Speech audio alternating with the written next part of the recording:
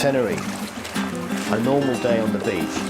The sun is blazing, the sky is clear, but then the wind picks up. A storm from the Sahara blasts its way towards the islands.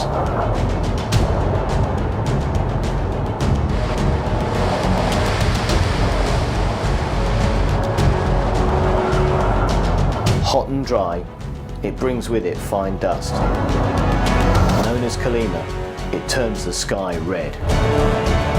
You can smell it, you can taste it, it stings your eyes. It closes the airport and forces people indoors.